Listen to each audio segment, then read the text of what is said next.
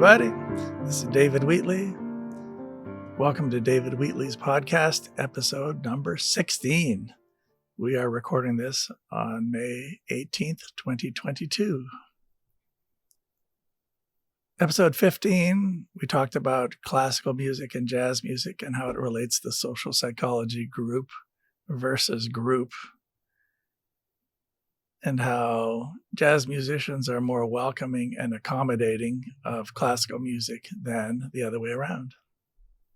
Generalizations, of course. Do I have any studies and surveys to back this up? Not at hand, but personal observations and experiences do count, so I'm counting those. The classical music world tends to be more traditional. I'll even say conservative in the sense of wanting to conserve what has come before, the music and the instruments, and the way it's played and the way it's taught and learned and performed. I already said performed. And so these folks tend to be more wealthy. They're better educated.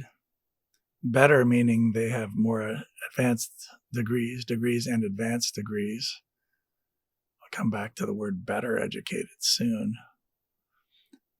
And the musicians who play jazz often intentionally do not have degrees. Some do, I'd say more recently, 30, 40 years ago from now. They're more likely to have degrees, but even that was considered new.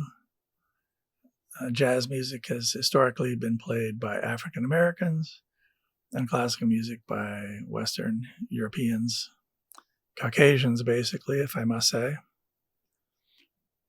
And so when the two types of music can come together, it creates some beautiful racial and cultural harmony, which I totally applaud and rejoice in and would like to be involved with it more. I would like to be involved with it more, and I hope that other people will be able to as well. And so classical musicians would be more inclined to be voting traditional in terms of political views, and the jazzers would be more inclined to vote on a more progressive, maybe blue state level. And so it makes me a bit sad to think about it, that there is that potential division, not even potential. I think there is that delineation would be a better way to put it. When I said better educated, I think the people in my jazz world are more appreciative of experiences. And my friends, I'm going to call them friends in both worlds, friends in the classical music world are more appreciative of the written word. Partly because if you want to write a symphony and hand it to the musicians, you need to know how to read and write music. To create something and perform something of that complexity, a 45-minute symphony, with each movement being around 10 minutes plus, and to have everybody come in at the right time and play the right notes, that takes some doing. And there's a complexity there. And on the jazz side, to be able to improvise very, very fast passages of music, there's a complexity there as well. But the beauty of the jazz part of things, to my way of thinking, is that each performance is quite very different from the one before or the ones before, whereas with classical music, there's a consistency there. This also means that the people who decide to come to classical music concerts can look at the program as advertised and say, oh, Brahms' First Symphony. I know that piece. I've heard it a zillion times. I would like to come and hear it again under this conductor played by this orchestra in this hall. And also, while that's going on, the people who like jazz are reading the ad for Vibrato, the jazz club, and saying, oh yeah, this musician's going to be there. I love the way he or she plays. Let's go and hear them, knowing that it's going to be somewhere similar to what they've done in the past, but generally speaking, quite to radically different than what they've done before. So there's a sense of adventure that I think exists more in the jazz world than in the classical world. I had a friend who played with a brass a brass quintet, 2 trumpets, French horn, trombone, and tuba. And he lamented that they would do many music repetition jobs. I mean, he was lucky to be able to do them, I'm sure, but still playing the same music the same way just about every night, actually every night in different halls. And the jazz musicians, they really don't know what's going to happen with each performance. They kind of know, but not really. I think I'm belaboring this part about structure, almost rigidity in classical music, and the spontaneous wildness of the jazz musicians and the jazz world. I'd have to say that there's more drugs in the jazz world. Not that I would know that personally, but I've heard about it and I've seen some of it. A desire to expand consciousness and to reach down deep inside a person into their subconscious and unconscious. Mental note to talk about Freud and Jung in a future podcast. And the deep down inside a person is what's deep down inside other persons. And to be able to connect on that level can be awesomely inspiring and tremendously great. Is that enough adjectives? Okay, so that's it for classical and jazz for now.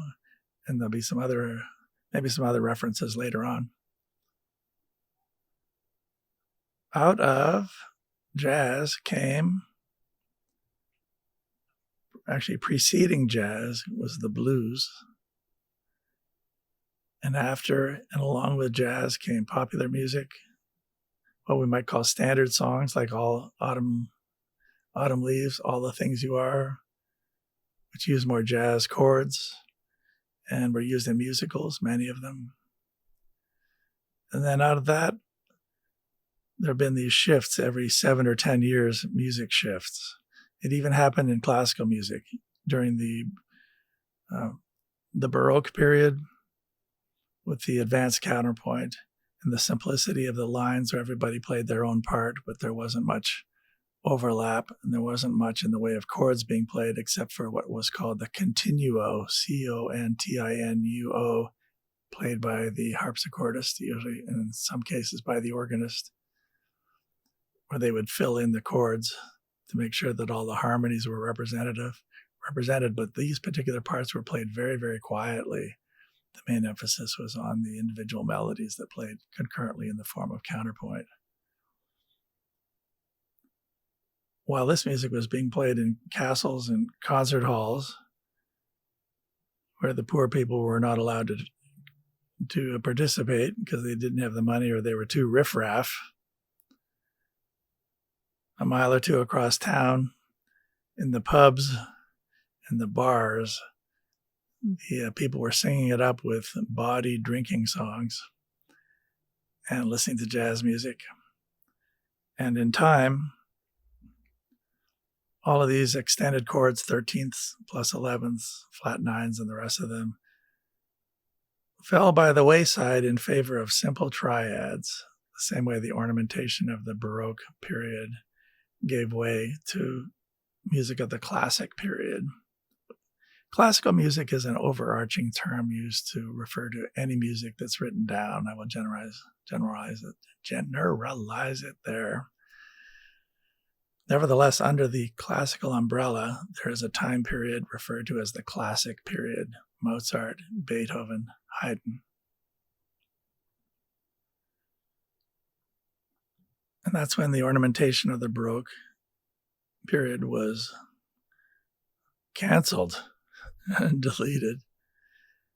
And then when people were tired of that, the same way people got tired of Perry Como and the Crooners, never liked that word crooners, but you'll know what I mean. Rock and roll came along. Music was once again simplified into 3-note chords, major and minor chords, no diminished chords, and an occasional augmented chord.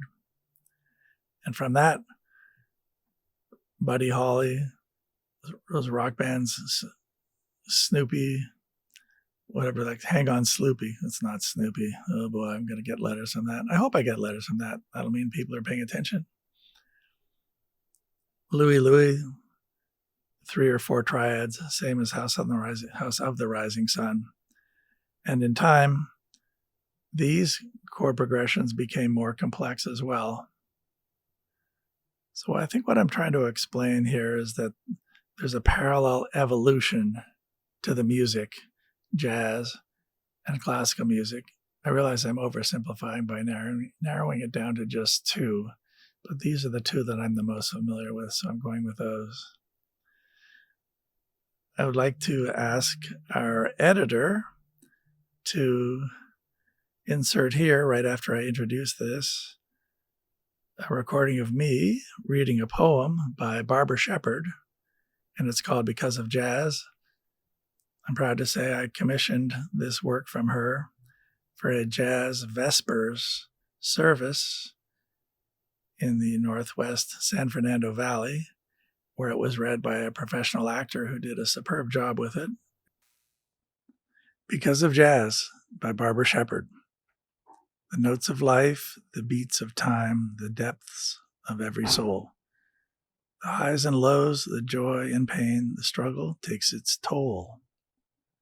But it's the songs, a prayer through jazz. If we don't play, we die. It's what we know, it's what we share. We never question why.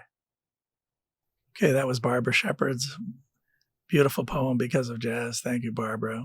That's just as awesome as the day you wrote it and the day we first heard it, all of us.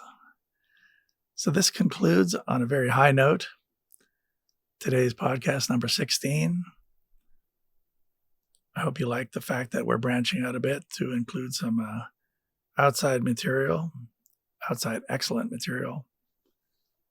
So we're about to sign off now. Episode 16. Please feel free to become a patron of the arts on our Patreon site and send us emails, davidwheatley10@gmail.com. With that, we're finally really signing off, and we'll look forward to the next episode and hearing from you.